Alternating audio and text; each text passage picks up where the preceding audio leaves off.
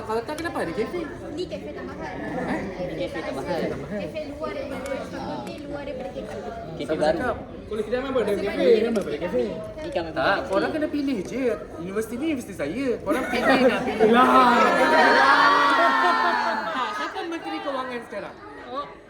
Ha. Saya cakap apa tadi? Dia cakap ini korang nak buat universiti baru. Betul.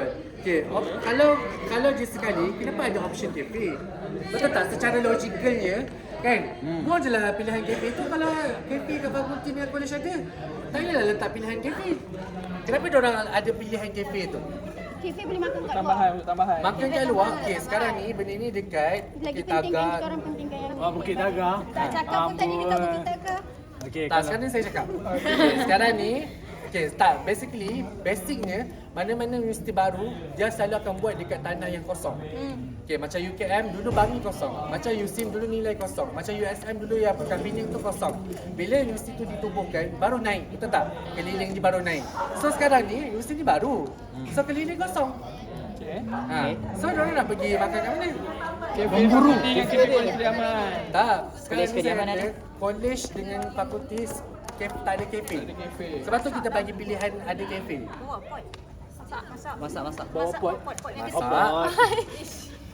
Boleh masak. Kau jual rumah sewa kan? Hari-hari masak ke? Hari-hari?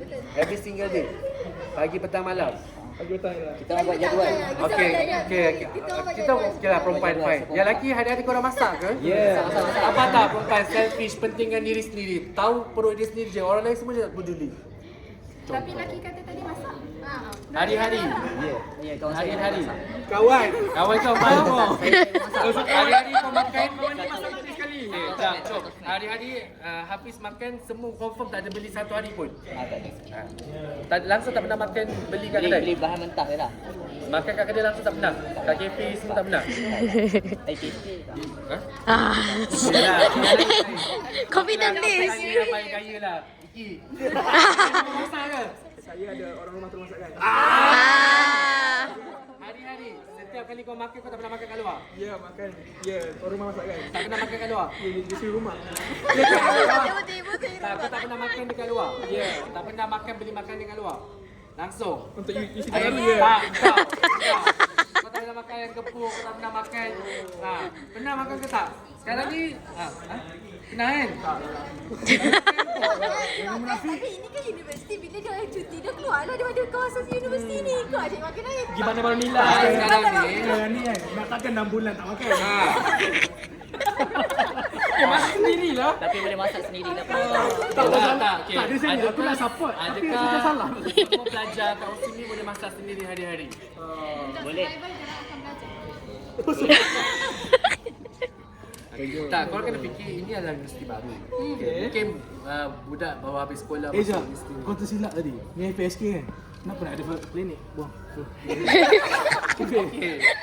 Orang sakit pergi FSK ke? Ada hospital. Okay, dekat FSK ada tak equipment untuk merawat? Ada. Ada. Yang buku lah. Saya pernah duduk kat FSK. Masukkan balik klinik tu.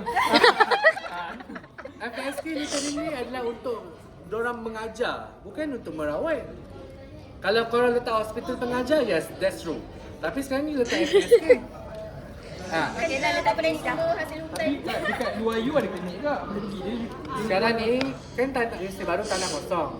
Klinik paling dekat, hospital paling dekat 2 jam daripada universiti. Kalau kita orang letak semua dan minta duit lebih, boleh tak? Kena bagi justifikasi lah. Semua penting. Kita orang buat kek. Semua penting. Okay, letak je kafe. Apa lagi? Masjid. Semua ada penting kat situ, mana tak penting. Tak cukup lah 2 juta tu. Okay, siapa nak? Semua penting. Kalau kadang-kadang saya kata, saya masih minta duit Just buat lebih. kek. Just bagi tahu. Saya balik. Tak minta tak minta tak dapat lah. Kalau aku tak boleh kak. Kalau klik keluarga pun dah boleh.